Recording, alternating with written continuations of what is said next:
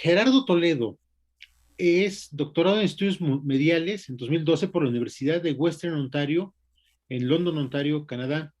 Es profesor investigador de tiempo completo desde 1983 y titular C del Departamento de Evaluación del Diseño en el Tiempo de la Universidad Autónoma Metropolitana, Unidad Azcapotzalco. Diseñador de la comunicación gráfica por la propia UAM Azcapotzalco, artes visuales, pintura, teatro y gráfica experimental en Florencia, Italia, en 1981, y maestría en artes visuales en la ENAP de la UNAM en México y de diseño interactivo digital y en web en México y Canadá en 2005. Su trabajo de investigación se enfoca en teorías de la creatividad, expresión gráfica, visualidad y transdisciplina, interfaz digital, diseño asistido por computadora, mundos virtuales, epistemología del diseño y cultura y estética tecnodigital.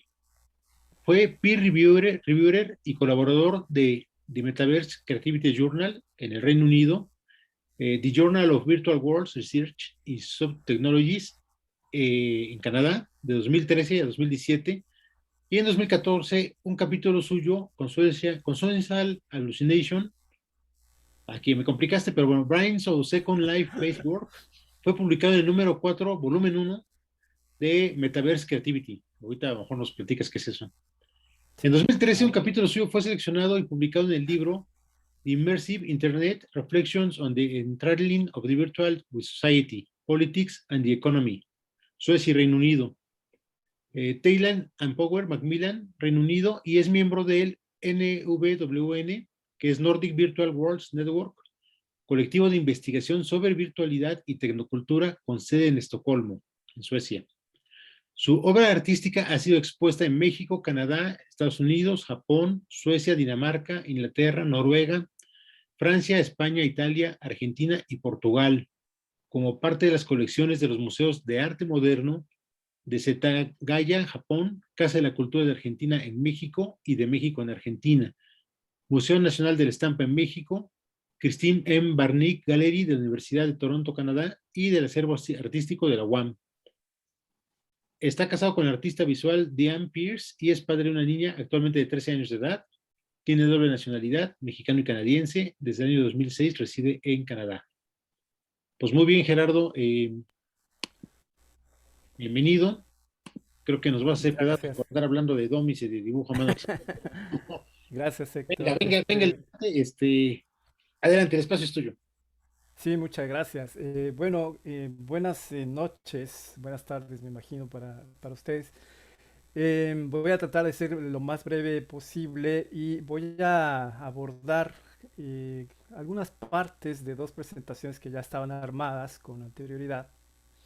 Porque quiero poner el acento en algo que me parece fundamental. He estado presente en algunas de las charlas, sobre todo el lunes, y entonces me quedó ahí muy claro una idea que me parece muy interesante que exploremos. Voy a dirigirme, digamos, a la primera presentación y quizá ahí no vamos a ver necesariamente una por una todas las partes que contiene, sino quizá yo saltaré algunas partes que me parecen más importantes. En principio el tema que aparece acá está relacionado con el concepto de branding.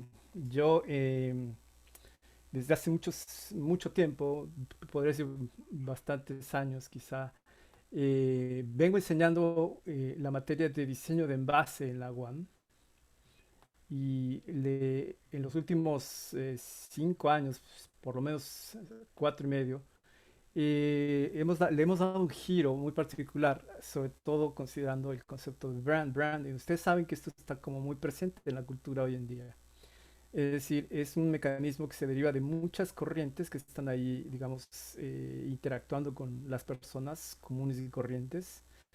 De manera que ahora es muy frecuente, se escucha mucho y es prácticamente una práctica normal el trabajar sobre la identidad y la imagen propia a manera de branding. Es un poquito lo que hacen, por ejemplo, las personas en su cuenta en Instagram, independientemente que sean influencers o sean personas más o menos conocidas o comunes y corrientes, ¿no? Es decir, creamos una continuidad narrativa, y ahí es el eje en el que quiero tocar, refiriéndome sobre todo a esta idea que estaba platicando el lunes Javier, con las historias de los objetos y en fin, una serie de cosas que en conjunto se llaman storytelling o narrative systems, ¿no? La cultura actual está plagada de esto y hay muchas razones, y me voy a referir a dos o tres que son esenciales, porque me parece que ahí está una discusión muy importante para saber hacia dónde va, digamos, por un lado la educación de los diseñadores y por el otro las ocupaciones futuras, que muchas de ellas aún no existen, ¿no? Es decir, se habla ya de actividades, profesiones, carreras inclusive nuevas, y entonces un poquito ese es el espíritu que orienta, ¿no? Lo demás, que probablemente me voy a saltar algunas imágenes, a menos que a ustedes les parezcan interesantes, por supuesto, regresaremos a donde ustedes quieran dirigir su atención.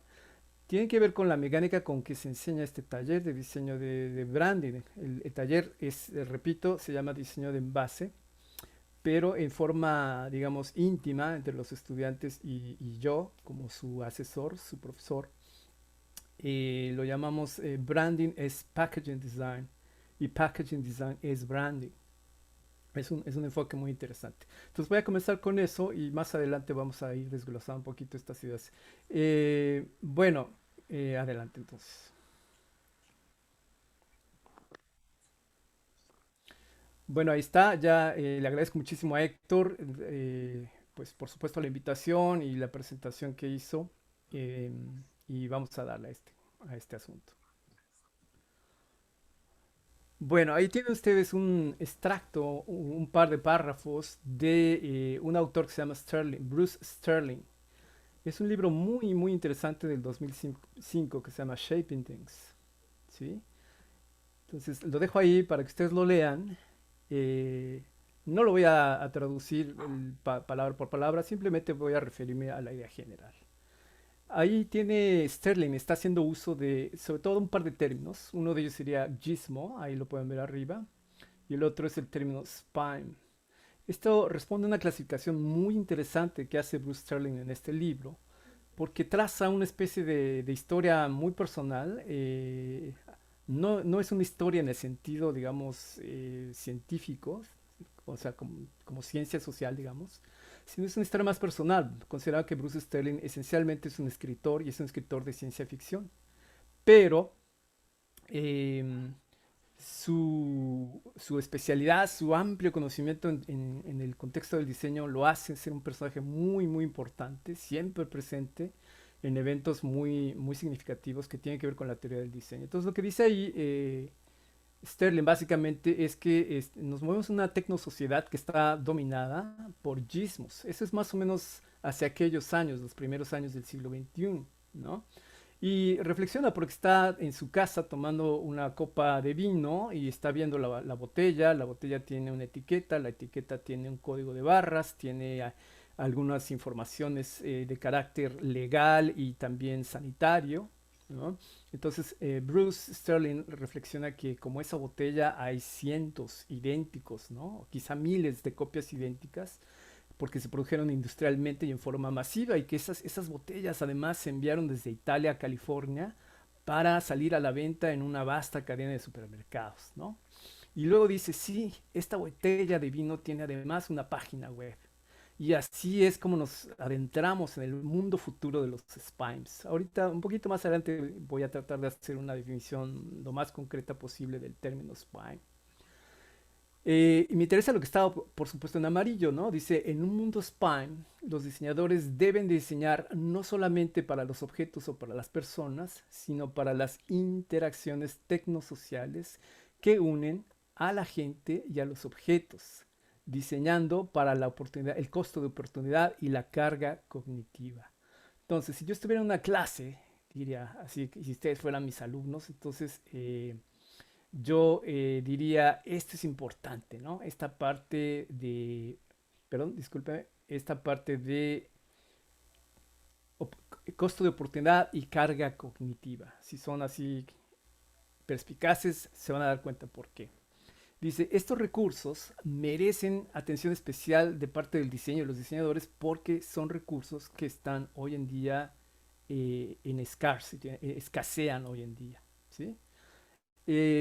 Yo tuve la fortuna el primer año, el segundo año, cuando estaba en el programa del doctorado, de haber sido estudiante en un par de seminarios de Bruce Sterling, muy, muy interesantes, que cambiaron de alguna manera muchos de mis puntos de vista que tenía ya en esa época. Entonces, esa era esa cita. Les recomiendo mucho ese libro. Y en la página 22, Sterling hace esta afirmación. No todo mundo puede ser un diseñador. Permítame, porque estoy... ok, ya sé. Sí. Sin embargo, la tendencia de nuestra existencia actual, especialmente en la vida laboral, parece apuntar a lo contrario, ¿no? Ese es un concepto que yo trato en uno de esos artículos que estaba mencionando Javier en la presentación, perdón, Héctor en la presentación, que es el término individual y social, que es algo que ocurre hoy en día con cualquiera de nosotros en interacción. Ahí lo tienen, esta es la portada del libro, ahí está esta botella de vino con su código de barras. Y entonces nos narra una historia muy interesante Bruce Sterling porque dice, este objeto ya no es tan sencillo como solía hacerlo. Sí, contiene vino y está hecho de vidrio y el envase pues no es tan novedoso, ya se usaban botellas desde tal siglo, etcétera, etcétera. Pero este es distinto porque me conecta además a través de esos códigos de barras con una página web y esa página web a su vez me enseña un montón de cosas sobre el vino, sobre la cepa Sangiovese, etcétera, etcétera, etcétera. Es decir, que es un objeto que tiene una historia muy compleja y amplia, intercruzada en un network de cosas. Y este es el tipo de cosas que es importante tener en mente. Mucho de lo que hoy enfrentamos como personas comunes y corrientes, pero en particular los diseñadores, tienen que ver con el concepto de networking. Y dentro de esa red, ese concepto de networking, el concepto de branding es muy importante. Ahí tienen una imagen muy curiosa, tomada directamente de un libro muy interesante de Alina Wheeler, que se llama Design and Brand Identity. Y ella expresa la idea de que el branding es como esa vaina con los chícharos, ¿no? Y entonces ahí están los chicharitos y uno significa o representaría el marketing, el otro es la publicidad y todo lo demás es aquello que podemos decir, pensar, etcétera, ¿no? Entonces el branding es en realidad una especie de narrativa que termina por construir una cultura alrededor de algo, de un concepto, ¿no? Entonces la identidad de marca, la identidad del branding, se hace tangible y apela a nuestros sentidos, ¿no? Es decir, el diseño crea diferencia y encarna un montón de intangibles, emoción, contexto, esencia, ¿no? Lo han visto en las presentaciones desde distintos ángulos, porque el diseño está muy relacionado con ese aspecto, digamos, emocional, afectivo de la experiencia con los objetos, ¿no? Ahí arriba a la derecha dice, las grandes marcas son como los amigos, ¿no? Te puedes encontrar un montón de ellos cada día, pero solamente vas a recordar a aquellos a los que tú amas, ¿no? Lo dice Luke Spicer, un director de marca en Landorf.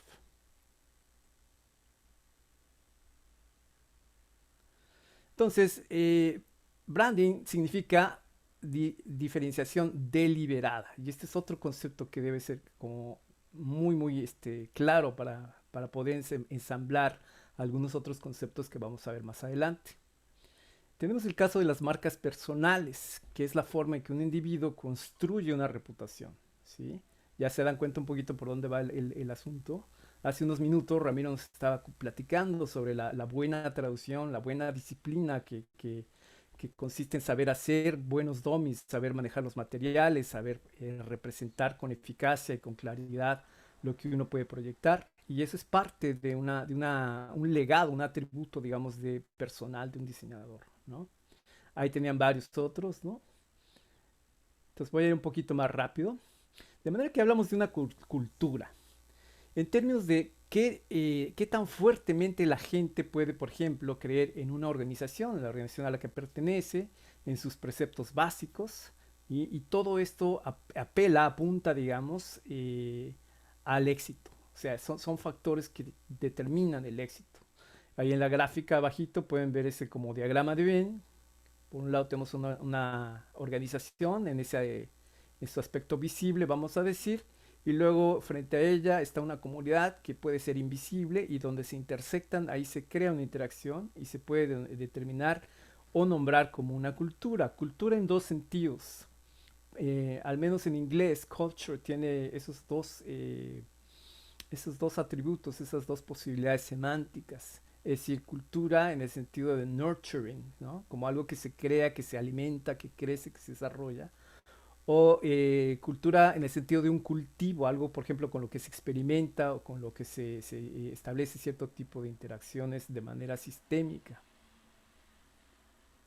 Entonces ahí lo tienen, este es un tablero, esta es mi manera particular. Esto que están viendo es, digamos, lo que está permanentemente a la mano de los estudiantes durante el curso, para que ellos puedan verlo en el momento que quieran, volver a regresar, volver a repasar algunos conceptos, etcétera, ¿no?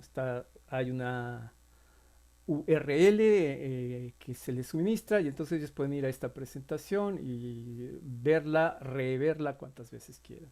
Entonces voy a seguir entrando en un nivel un poquito mayor.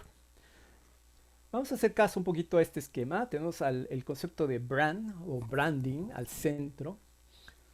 Y alrededor de ella tenemos una serie de dominios, pequeñas esferas, si ustedes gustan, con una serie de distintas actividades, especialidades, áreas de oportunidad, etcétera, que están, digamos, involucrando a otras personas, ¿no? Pueden leerlos ahí perfectamente, ¿no? Todo lo que tiene que ver ahí son lo que se llama técnicamente stakeholders en el proceso del branding. Y estos que menciona aquí, ¿no? No sé cuántos son, creo que me parece que son como 14 o 15, si no me equivoco, o 16. Son los que se denominarían los más importantes, ¿no? Key stakeholders. Entonces, por ejemplo, los prospectos de los clientes, las regulaciones del gobierno, las asociaciones de profesionales, los expertos de la industria, las instituciones académicas, por ejemplo, los profesores, ahí cumplimos a veces ese doble papel, ¿no? Es eslabonar el mundo de la industria, de la profesión, del comercio, ¿no? Productos y objetos, con el mundo de la academia, ¿no? Los proveedores, el público en general, los competidores, etcétera, todos los que estén ahí. Ustedes pueden ver ahí en azul porque dice media. Y yo, bueno, podría decir que esa es más o menos como mi especialidad en este esquema, ¿no? Entonces, tenemos ahí esos stakeholders, que son los actores ahí. Voy a presentarles brevemente un caso, que es el de el viñedo Leili, que está no muy lejos de donde yo estoy, está como unos 60 kilómetros, una ciudad pequeñita pero muy bonita que se llama Niagara on the Lake. No es Niagara Falls. Niagara Falls está muy cerca, pero hay una ciudad un poquito más hacia el noreste que se llama Niagara on the Lake. Y toda esa área es lo que en esta zona de Ontario se conoce como Wine Country. Es esta área donde están todos los viñedos, las vinerías, la industria, ¿no? Eh, Esta marca, Lely Winery, pertenecía hasta hace año y medio a una persona con la que mi esposa y yo tenemos amistad todavía. Pero bueno, él un poquito ya se está en proceso de retirarse, pasar a otra etapa en su vida. Así que Lely pasó a tener un nuevo propietario. Estos propietarios son una sociedad chino-vietnamita. Y lo que hacíamos hasta hace un tiempo, simplemente por cuestiones de amistad, era asesorar en cuestiones de branding, de marketing, de algunos aspectos que son importantes en la construcción de esta idea de una cultura de marca, ¿sí? Les voy a presentar únicamente lo que por cuestiones de copyright puedo presentarles, que es la imagen actual.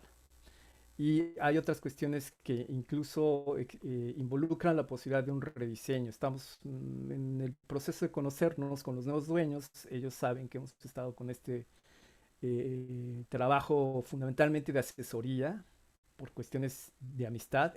Con los nuevos dueños, bueno, habría, número uno, primero si están interesados en pues, nuestros hallazgos o nuestras recomendaciones. Y digo, lo hablo en plural porque, bueno, Diane, mi esposa, es artista visual, pero ella tuvo training también como diseñadora. Entonces, les voy a mostrar un poquitín de qué se trata este asunto cultural del viñedo Lely.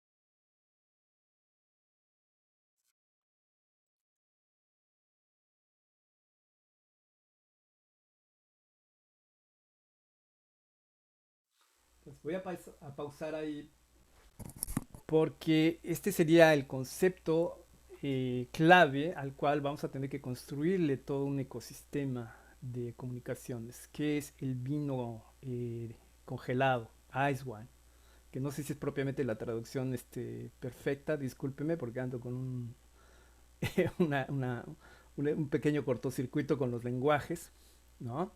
Pero este es un producto, digamos, propio de esta región, el vino de hielo, ice wine, ¿no? Y existe, se produce, es muy rico para quien, sobre todo para quien le gustan las cosas dulces. Entonces, lo que van a ver aquí es una explicación muy breve de por qué es importante este producto y cómo cómo se le visualiza, cómo se le conceptualiza.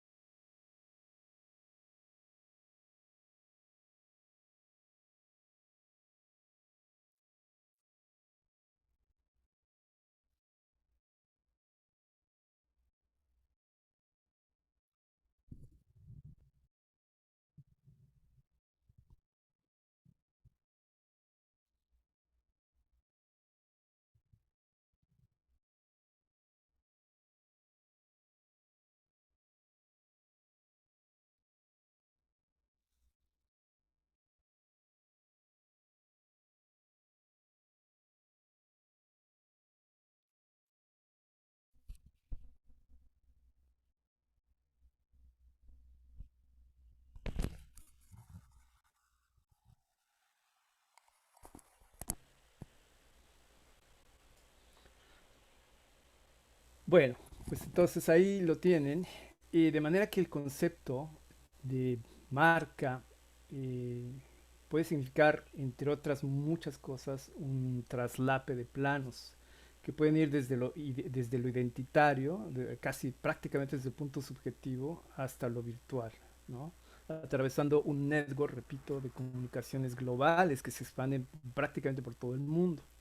Aquí el problema es un problema muy interesante, repito, porque no sabemos si en realidad vamos a continuar colaborando, mejor dicho, con la marca Lely o simplemente va a quedar en un reporte de todo lo que se haya hecho. Es decir, dependerá pues la química, si existe o no existe, si hay interés o no hay interés, o si los nuevos dueños, algo que es usual en el mundo del diseño y de los negocios en particular, es simplemente viene con su propio equipo, ¿no? Su equipo de diseñadores, su equipo de marketing, etcétera. Entonces, voy a centrarme un poquito, habiendo visto este clip, no tenemos mucho tiempo, pero me habría encantado mostrarles al menos unos minutos de cuál es el entorno, la pequeña ciudad que es súper bonita. Está lleno de viñedos, de casas antiguas, es un lugar muy agradable en el cual uno puede pasar, digamos, sería como el equivalente a un Cuernavacazo en México, ¿no? Eso es lo que mucha gente de esta área hacemos. Si hay buen clima y hay un poquito de tiempo, bueno, pues vas a Niagara on the Lake a pasear, a hacer catas de vino, a comprar, a abastecerte nuevamente, etcétera. Entonces, tiene que ver un poquito con esa anotación que está en la esquina superior derecha. Dice, los negocios son tan fuertes hoy en día como lo son sus marcas, ¿no? Y nada le da a los líderes de los negocios más palanca digamos, para potenciar eso que una buena marca, el diseño de una buena marca. Entonces ahí lo tenemos, atraviesa esos niveles, decía yo, o dimensiones, la identidad desde lo personal a lo local, lo nacional, lo global y lo virtual. Y aquí es donde aquí el asunto se pone funky, se pone muy divertido, porque muchos de esas categorías que antaño estaban separadas más o menos por cuestiones culturales, hoy en día se traslapan, ¿sí? Y les voy a explicar por qué. Mucho de ello tiene que ver con las redes sociales, la información, la tecnocultura en la que nos movemos hoy en día. Hay un concepto que es el concepto de CBBE, es decir, algo que se llama Customer Base Brand Equity Model. Hay varios modelos, estos dos que yo les voy a platicar brevemente son de los más importantes. Uno de ellos es el de Keller, que es el que tienen en pantalla, que es como una pirámide en donde dice, por ejemplo, en la base dice identidad de marca, dice quién eres, ¿no? En el siguiente nivel ascendiendo dice el significado de la marca, se puede dividir en dos grandes universos, que es toda la imaginería, ¿no? Y por otro lado todo el performance, es decir, cómo juega, cómo se articula. Voy a hacer una pausa aquí, que me gustaría preguntarles brevemente si ustedes sabían que existía el vino así helado, ice wine. Si alguno de ustedes lo conoce, lo ha probado o lo había oído mencionar. Yo sí, Tú sí, ya hasta te prometí un Yo galón. también, pues. Hay varios, estoy seguro, pero no es tan frecuente, ¿no? sigo esperando el mío, dices tú. Pues a cuando vaya, mi estimado, pero todavía le cuelgo un poquitín. Bueno, de manera que estábamos en ese segundo nivel, el significado de la marca. Luego más arriba, en el tercer nivel, dice brand response. ¿Cómo responde la marca? Resulta que la marca no es estática, tiene un comportamiento. Por eso la mayoría de los procesos de marca se parecen un poquito al desarrollo de una personalidad. Es por ejemplo lo que se hace cuando uno está diseñando un logotipo o un isotipo, ¿no? O un empaque, ¿no? Digo, Ramiro les estaba mostrando algunos prototipos que además de que contienen, protegen, permiten que el producto sea transportado, además desarrollan una especie de personalidad, en el mejor sentido, ¿no? Es decir, una respuesta desde el punto de vista de la marca que consiste en sentimientos por un lado y juicios. Fíjense bien, y ustedes lo saben, porque bueno, esa es una de las primeras cosas que uno aprende cuando estudia diseño, que la función no es excluyente con la calidad o el agrado estético y viceversa, ¿no? Sino muy por el contrario, tienen que trabajar ensambladas y eso origina que muchas cuestiones que en realidad son respuestas emocionales se traslapen con las respuestas, vamos a llamarles por simplificar, de carácter racional.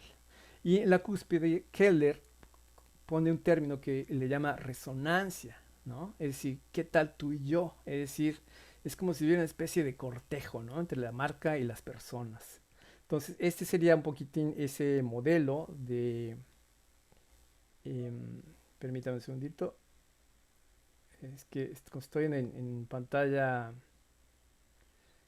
completa. Me voy rápido, ¿eh? No se preocupen. Me saca de la interacción usual en la que trabajo, pero ahorita lo resolvemos. Aquí estábamos y repetimos. Aquí está. Entonces, ese es el modelo de Kevin Lane Keller, ¿no? Que justamente define al valor de la marca, el brand equity, eh, o sea, define el valor de la marca basado en lo que los clientes sienten y piensan, ¿sí? Esa es la gran diferencia, que está basado en la experiencia del cliente. Varios de las personas que han expuesto en días anteriores han hablado de UX design, el diseño de experiencias de usuario. Este es otro modelo, no me voy a detener mucho, nomás se los muestro. Es un poquito como las mismas consideraciones. Y este es un modelo de David Eckert, en el cual se pone un acento un poquito más señalado sobre la parte reactiva, emocional y afectiva. Y ahorita les voy a explicar por qué esto es importante, ¿no? Ahí lo tienen: brand awareness, loyalty, calidad percibida, asociaciones con la marca, patentes, todas las cuestiones comerciales y la gente con la que negocia, ¿no? Entonces, tenemos lo que se llama los puntos de contacto de la marca. Supongamos que en ese círculo en rojo no hay ni un producto ni necesariamente un empaque de algo, sino un diseñador, ¿no? Entonces el diseñador, como es perspicaz, es talentoso, está bien preparado y tiene olfato para las oportunidades profesionales, dirá: ¿cómo puedo desarrollar una marca que me represente? ¿Y dónde habrá distintas oportunidades? Pues ahí tienen algunas cuantas, es un sistema orbital, ¿no? Esos brand touch points. Cada uno de ellos es una oportunidad para incrementar la conciencia y construir la lealtad del cliente, del usuario, ¿no? Son algunos posibles. Fíjense bien cómo abarca una multiplicidad de dominios, y también hay una cuestión muy importante que es la multidisciplina en términos clásicos. Es decir, todo diseñador, sea estudiante o profesional, ha tenido que hacerse experto en multidisciplina, ¿no? En un pensar desde diversas arenas y de diversos puntos de vista. Esto lo voy a pasar rapidísimo, no todo, de hecho solamente hay unas 2 o 3 partecillas que me interesan, serían estas, ¿no? Ahí está un poquito el racional detrás de este enfoque, por qué estamos considerando el proceso de branding como parte del diseño del envase y viceversa, el diseño del envase es también branding, ¿no? Bueno, porque estamos buscando una síntesis, un sistema en simbiosis. ¿Por qué? Porque estamos conscientes del contexto en el que se mueve. Entonces ahí está el diseño de la identidad de marca, proceso mediante el cual los productos adquieren una personalidad y definición de identidad, ¿no? Lealtad a la marca es uno de los objetivos, no el único, tal vez uno de los más importantes, por supuesto, pero no es el único.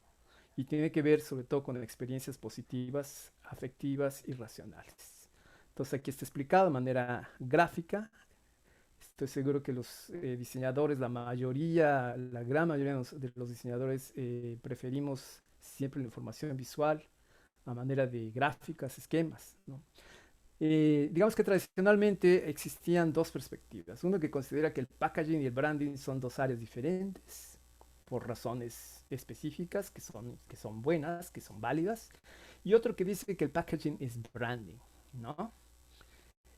Nosotros estamos en medio, diríamos que buscamos un enfoque sintético, una perspectiva, mejor dicho, sintetizante, que sería que hacer el packaging de la marca, ¿sí? Tiene que ver con este esquema, no me voy a detener mucho, pero quiero que pongan atención porque es como un diagrama de Venn, pero en esteroides, ¿sí? Tenemos 4 dimensiones, uno se llama contexto, abajo afinidad, al lado izquierdo el papel de la inteligencia y al lado derecho todo lo que significa, bueno, justamente significado, ¿no? Y esto es creación de Malcolm Ryder, que es un investigador sobre epistemología de la creatividad y una persona muy interesante, ¿no? Entonces, buscamos que la enseñanza del enfoque combinado parta de que es necesario hacer énfasis en el contexto actual, ¿no? Que es el que se impone al diseño. ¿Desde dónde? Desde la tecnocultura actual. ¿Qué quiere decir tecnocultura? En pocas palabras, el tiempo que nos toca vivir con la tecnología y las situaciones actuales, digitales, que nos permiten hacer y reformular y participar en la creación y en el consumo de significados, ideas, imágenes, etcétera. Bueno, en el caso particular de el branding como packaging design, este esquema nos resulta útil.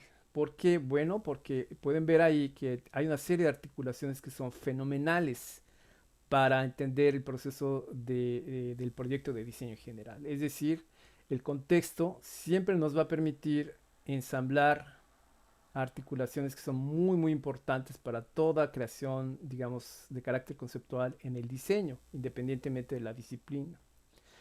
Es decir, definida la inteligencia como descubrir, organizar y expresar, definiendo el significado como descubrir, organizar y expresar también. Entonces tenemos el contexto. Una de las partes más importantes en la formación y educación de cualquiera de ustedes como diseñadores, arquitectos, diseñadores industriales, diseñadores gráficos, es aprender a reconocer e interactuar con el contexto en el cual se van a mover ulteriormente los productos que ustedes puedan generar, que puedan crear, ¿sí? Entonces se generan ahí esas que yo llamo articulaciones que son muy importantes. Por ejemplo, esta muy grande acá que dice modelar, esta otra que dice estandarizar, esta otra acá entre la inteligencia y la afinidad. Ahorita platico un poquitín a qué se refiere afinidad, Malcolm Ryder, que sería mapear, como hacer mapas conceptuales. Y luego acá tenemos una palabra clave que es el de las preferencias, ¿no? Los diseñadores podemos ser muy, muy racionales, muy metódicos, muy disciplinados, pero siempre tenemos nuestro corazoncito y a veces nuestro corazoncito se inclina hacia ciertos colores, hacia ciertas familias tipográficas, hacia ciertos acabados, etcétera, etcétera. ¿Sí? Entonces, hay después otras articulaciones en segundo nivel: explorar, aprender, entrenar, enseñar. Fíjense bien, es muy importante, ¿no? Y al centro un concepto clave que es el concepto de engagement.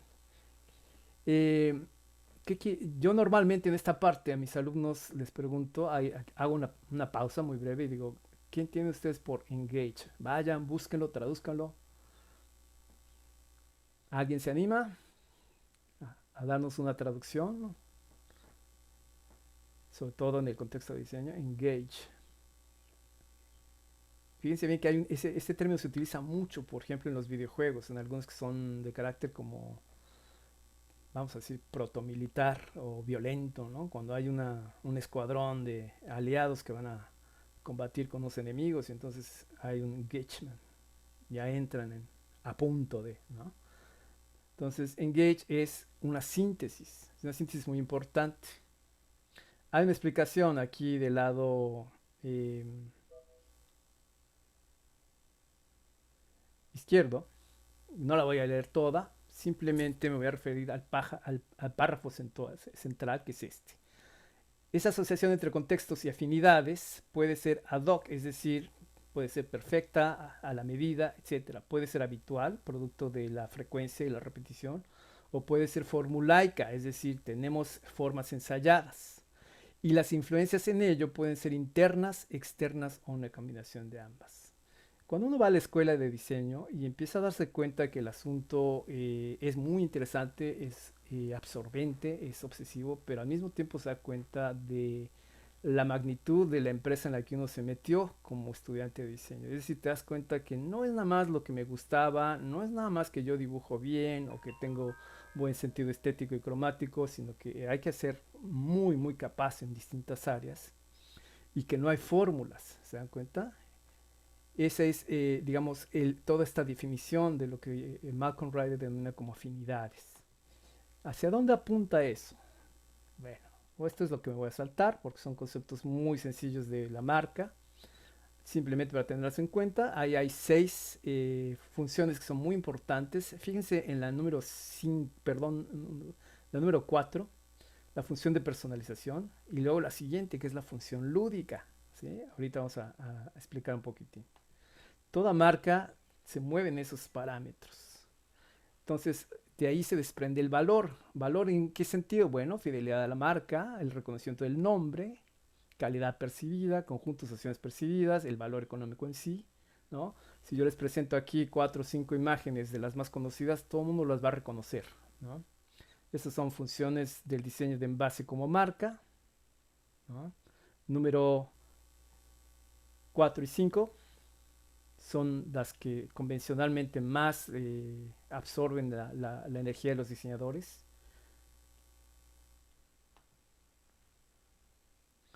Esto me lo salto, es importante, hay muchos sistemas, pero hay dos importantes, la hipótesis de las 4P y la de las 4C, ahí los tienen, no voy a entrar ahí muy técnicamente, lo pueden ver en el diagrama y se pueden dar una idea bastante concreta, espero, de lo que se trata, es decir, la asociación entre comodidad, costo, comunicación y cliente, todas las necesidades e incluidos los deseos, ¿no?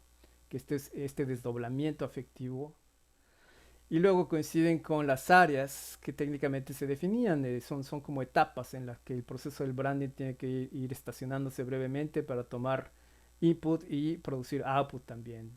La plaza, en dónde se va a vender, o en qué distintos sitios, cuál es precio, por supuesto cuál es la relación costo-precio, cómo se va a promocionar y en qué consiste esencialmente el producto, no solamente desde la parte racional, sino también desde esta parte intangible, también afectiva, donde por supuesto disciplinas como la semiótica tienen mucho que ver, ¿no? Conforme nos acercamos al centro, a la diana, pues eso es lo que llamamos la perspectiva sintetizante, diseño de envase, packaging design. Me salto esto también aquí. Quiero ir aprovechando el tiempo. Voy a hacer una pequeña pausa aquí. Disculpen la baja resolución de esta imagen, pero fue la única que pude conseguir deliberadamente este tipo de imagen, ¿no? Donde voy a alejarme un poquitín. Y entonces dice, hay guía de color en marketing y branding. Y ahí tienen algunas marcas en el perímetro exterior, muchas de las cuales ustedes pueden reconocer perfectamente. Y dentro, esos rebanadas del pie con distintos colores señalando una paleta, ¿no? Y en letras dentro de esos colores, pues algunos atributos o adjetivos, etcétera, ¿no? Todo esto está muy bien, es decir, uno aprenderá las asociaciones que se pueden hacer con el color negro, con el amarillo, con el verde agua, etcétera, y luego verlo reflejado quizá en una marca muy famosa o exitosa, ¿no? Habría que no confundir dos criterios. Una marca muy conocida o muy diseminada no es necesariamente equivalente a una marca perfectamente diseñada en el sentido puro, digamos. Es decir, en otras palabras, no siempre el mejor diseño es el que ustedes van a ver colocado comercialmente, ¿no? Entonces, esto es lo que yo llamo evitar esta intención, evitar el pensamiento y el diseño formulaico. Es decir, la cultura y las referencias al color y a otros temas pues, son muy amplias, son muy delicadas por momentos. Hay muchas capas, hay muchas cuestiones que tendrían que ver, ¿no? Cambios culturales, uno muy esquemático, por ejemplo, en Occidente, por lo general el negro se puede asociar con luto y tristeza, etcétera, duelo, mientras que en otro entorno cultural, por ejemplo en China, puede ser otro color, ¿no? Puede ser el blanco, puede ser el amarillo, no sé, no recuerdo con precisión. Eh, Ahí también salto. Y bueno, ahora esta es la parte donde ya los estudiantes trabajan no tanto ligados a la conferencia con el profesor, sino por su cuenta. Atendemos casos de estudio. Aquí, conforme avanzan los cursos, se van actualizando o cambiando por algunos otros más novedosos, distintos. Son varios empaques, casos de marca, desde los más convencionales o muy conocidos como podría ser este envase de Tropicana, hasta otros muy interesantes como este de Mrs. Myers, que es una marca que se utiliza acá en la casa de ustedes. Son productos de limpieza pero orgánicos. Estas promociones que lanza Starbucks, por ejemplo, o casos muy sencillos como este que a mí me fascina por el desarrollo que se le dio a este cintillo. No es más que eso, es un cartoncito doblado que se pega sobre sí mismo y envuelve al producto, que es un pedazo, así literalmente es un pedazo de jabón para perro, ¿no? Y en estos casos de estudio, bueno, hacemos obviamente una pausa, razonamos y entramos ya directamente al proceso proyectual, bocetaje. Nos orientamos últimamente a temáticas sustentables, obviamente, y con esto voy a entrar ya a la última parte. Quiero que alguno de ustedes, quien quiera, me diga cómo interpreta esta imagen y qué les dice a ustedes.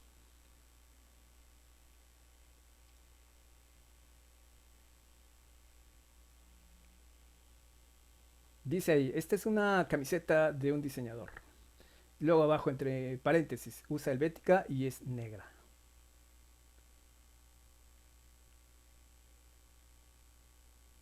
Ustedes son muy jóvenes, probablemente no está dentro de su campo inmediato de reconocimiento, pero las personas que son un poquito mayores, que quizá eh, eran estudiantes o diseñadores, digamos, hacia mediados de los 90, principios del siglo XXI, quizás sí estén más familiarizados con este, vamos a llamarle paradigma, por no llamarlo de una manera peyorativa. En algún momento, por alguna razón, resulta que los diseñadores empezaron siempre a vestirse de negro, era como un uniforme, ¿no? Jeans negros, tenis negros, camiseta negra, ¿no? Entonces hace un poco un tratamiento irónico sobre eso. This is a designer t-shirt, it uses Helvetica and is black.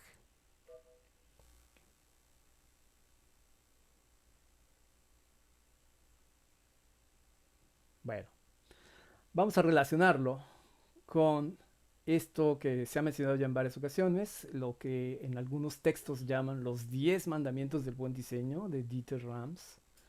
Quiero hacer una nota aclaratoria. Yo soy admirador, no soy fanático, soy un profundo admirador del trabajo de Dieter Rams. No soy fanático prácticamente de nada. Bueno, salvo de algunos equipos de soccer. Y eh, este elemento lo ponderamos en el proceso educativo, que es diseñar inteligentemente. ¿Qué significa eso? Bueno, nuevamente, evitar en lo posible el diseño formulaico, los mantras, las cosas labradas en mármol, ¿no?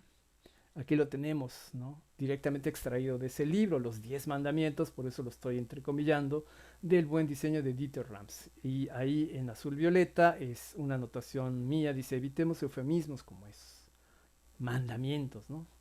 Eufemismo es una manera de nombrar algo de una forma que no es la precisa, no es 100% el significado que te está refiriendo, sino una manera de darle un tratamiento, ¿no? Entonces, al llamar mandamientos a estas recomendaciones o estos patterns de diseño que sigue y que Dieter Rams recomienda, se transforma en otra cosa. Dieter Rams no sé si los consideraría mandamientos, él simplemente es una persona muy analítica y su experiencia, que es muy amplia y es muy rica, dice lo siguiente: para mí me he llegado a la conclusión que el buen diseño es innovador, hace útil un producto, es estético, ayuda a entender el producto, no molesta, es honesto, etcétera, etcétera, etcétera. ¿Sí? Entonces, a ese es el enfoque que yo procuro dar siempre. Evitemos el diseño, el diseño formulaico. ¿Sí? Entonces, si en alguna ocasión eso era el uniforme que connotaba que ahí había una mente creativa como diseñador, bueno, es un fenómeno sociocultural, por supuesto. Pero, vamos, sobra decirlo, ¿no? El hábito realmente no hace al monje en el caso de los diseñadores, es otra cosa, ¿no? No estoy reñido con la imagen, por supuesto, tiene mucha importancia. Y además es característico porque los diseñadores en general somos una fauna bastante particular. Y bueno, ese es un poco donde yo concluiría. Ahí están mis datos. Ahí en pantalla ustedes pueden imprimir la pantalla o si quieren copiarlo con su teléfono y ese código los va a llevar obviamente a... vamos a hacerlo. Voy a dejar de compartir aquí. Voy a pasar a otra, a donde está justamente esa imagen. Permítame un segundito. Deme un segundo más.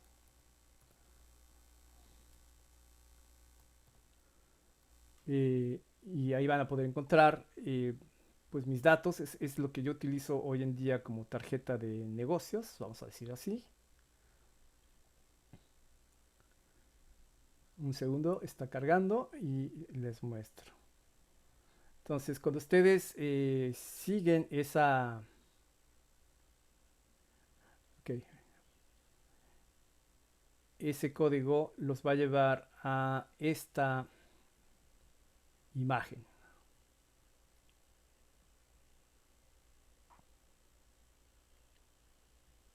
Voy a volver a compartir, permítanme un segundo. Entonces, ustedes llegaron acá y ahí tienen mi teléfono, mi email personal y mi email institucional de la UAM. Eh,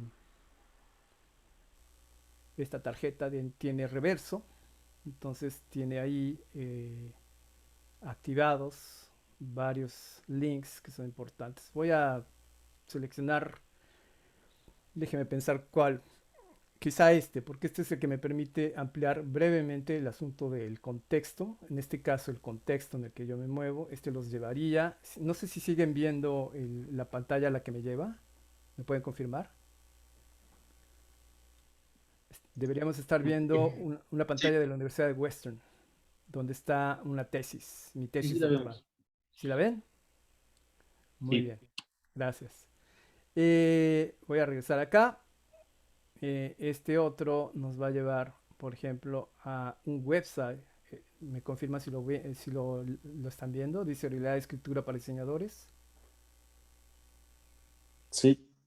Ok, este es clave para mí, aunque no tiene que ver directamente con el diseño, pero es un lugar donde mis estudiantes, independientemente de la materia que sea, pueden acudir y autocapacitarse para mejorar su expresión oral y escrita, algo que es fundamental por razones que son obvias, que ya otros colegas han mencionado.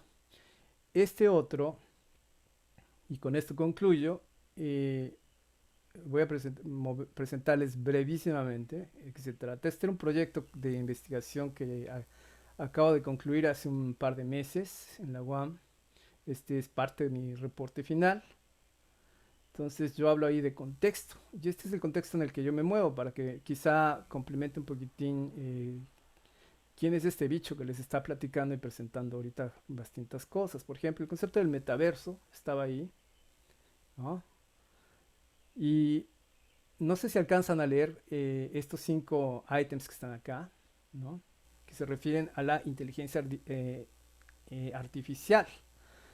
Ustedes seguramente han escuchado que para el futuro se menciona muchísimo y que si va a sustituir a las personas y a las máquinas, etcétera, ¿no? Entonces estas son tendencias. Una de ellas muy importante hacia el futuro es que la inteligencia artificial va a redefinir los servicios profesionales. El número 2 es otra pauta que dice que el pensamiento de diseño cambia de los servicios por la gente eh, a la información técnica de los servicios entre máquinas. Ese es como un paso 2, ¿no? Un salto evolutivo. 3, el valor de los datos se incrementa porque se van a crear ecosistemas. Eso ya está ocurriendo hoy en día, ¿no? 4, eso es muy importante, sobre todo para los diseñadores que están por egresar, ¿no? Equipos, la palabra equipo. No se requieren ya superestrellas o grandes héroes, ¿no? Como era quizá el paradigma anterior, ¿no?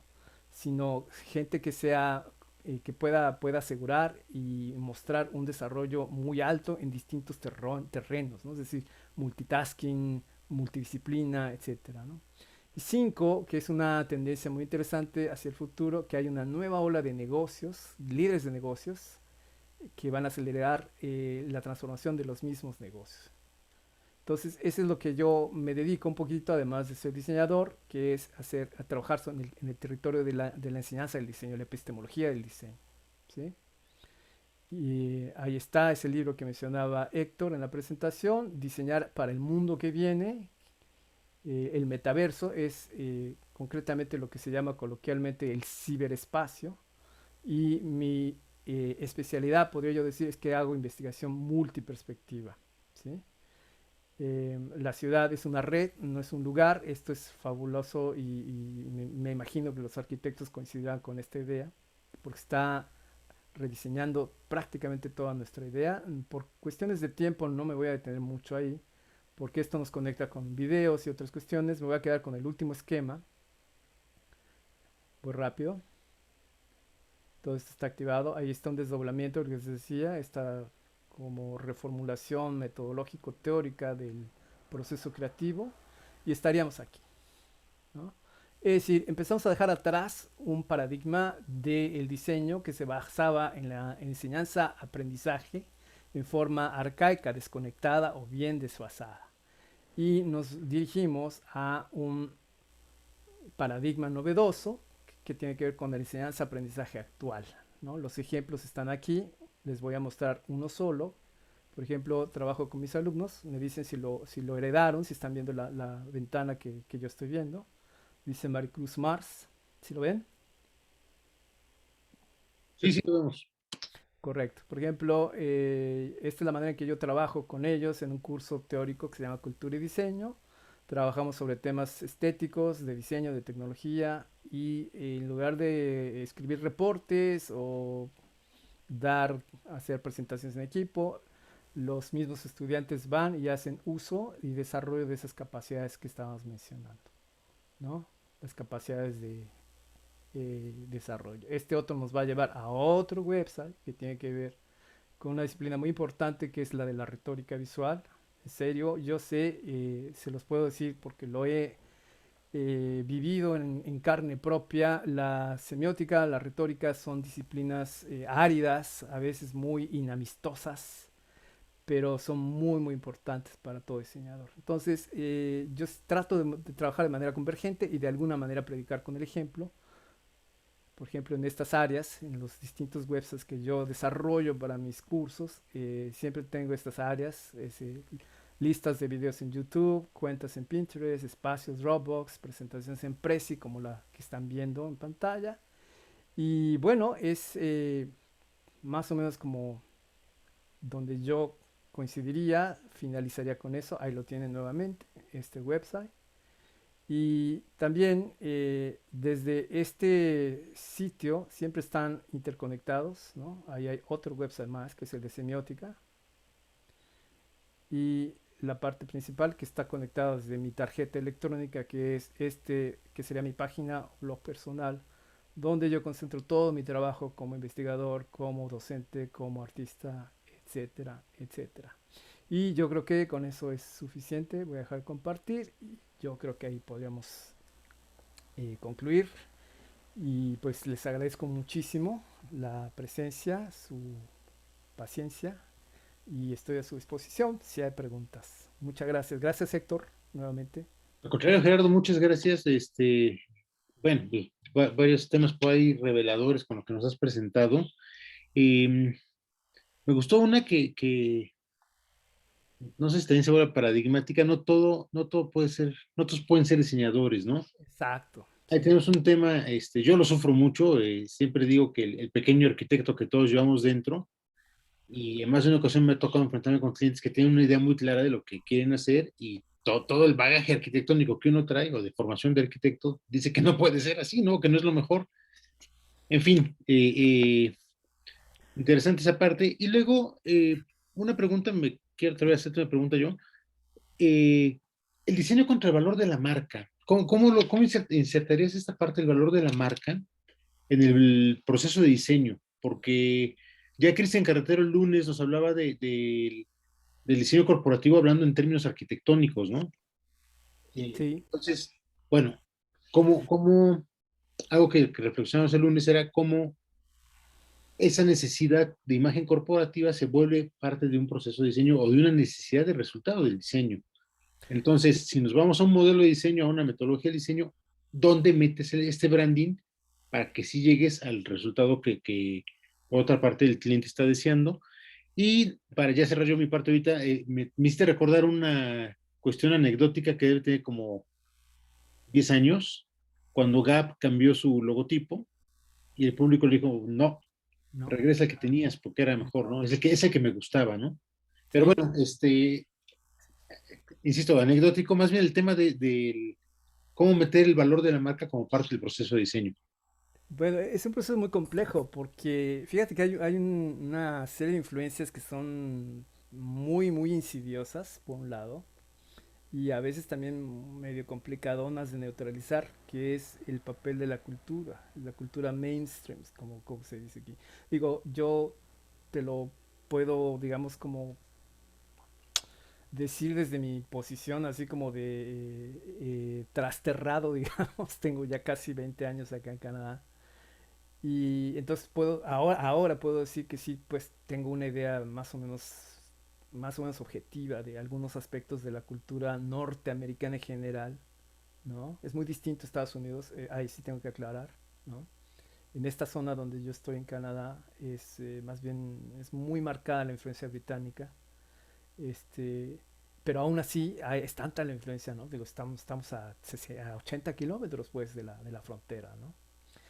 Y la cultura mainstream mete mucho ruido, la cultura de las celebridades, la cultura de esta onda que se puso de moda ya hace casi varias décadas, ¿no? De esto de ser así como badass, o sea, como ser así como malora, maloso, ¿no? Que está muy bien calificado en términos sociales, ¿no? En los Estados Unidos sobre todo. Entonces todo eso acaba por repercutir y reflejarse. Y de repente las corporaciones, los negocios, empiezan a dejar como abandonada atrás todo un proceso de razonamiento, ¿no? Más lógico, estrictamente hablando, y se adentran en la creación de narrativas. Y luego eso se conjuga, porque tenemos una tecnología muy, muy penetrante y muy dominante. Y entonces al rato estamos ya metidos en la creación de narrativas cambian por completo las escalas de valores. Eso está ocurriendo. Yo no diría que eso necesariamente es bueno o malo. Pues, obviamente eso ocurre.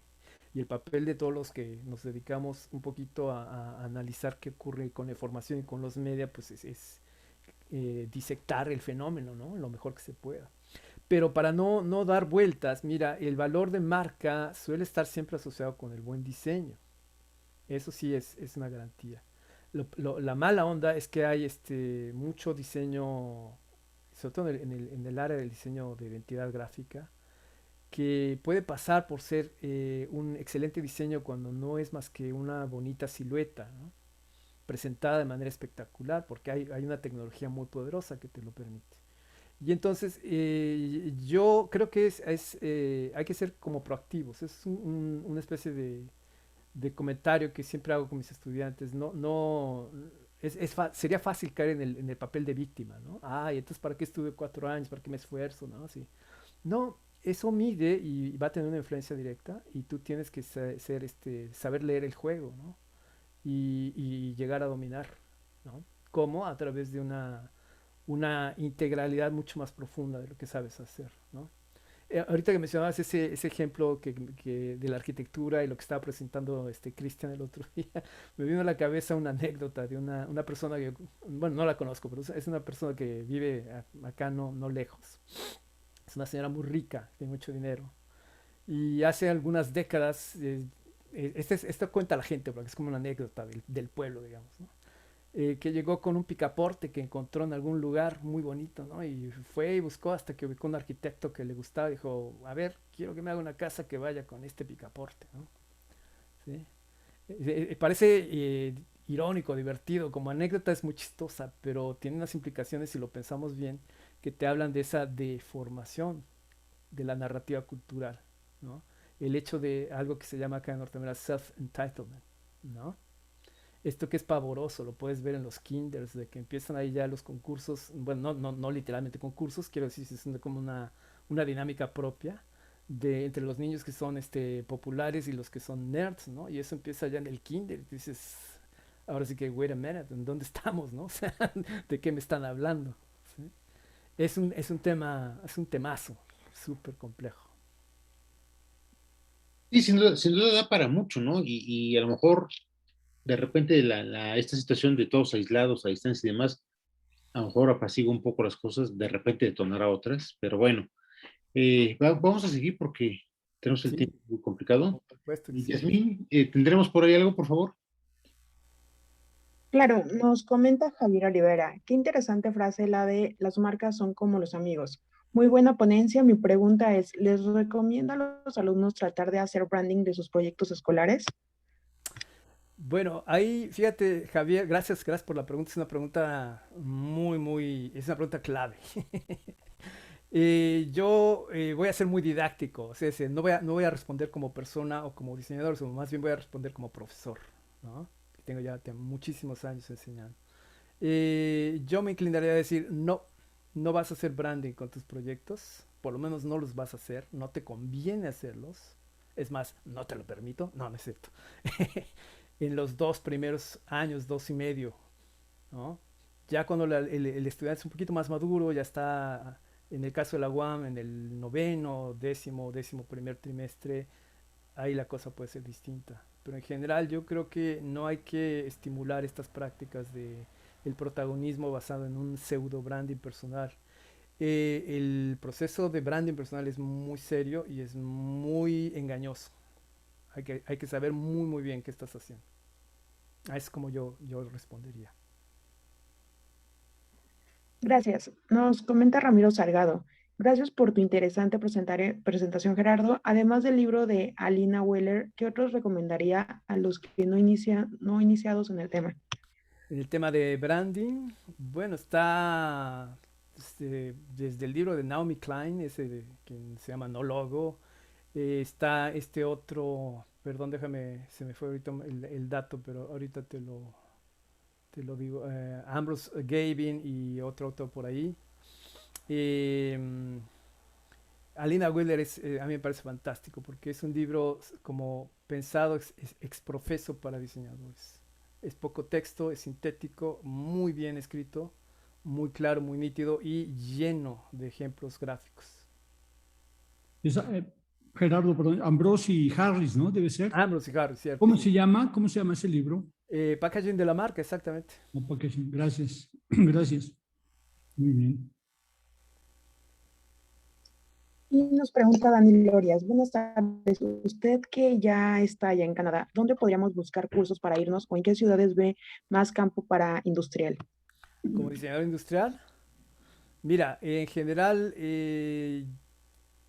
digo, por supuesto que siempre es interesante o me imagino que es atractiva la posibilidad de emigrar y uno de los lugares en el que mucha gente en México piensa es por supuesto en Canadá.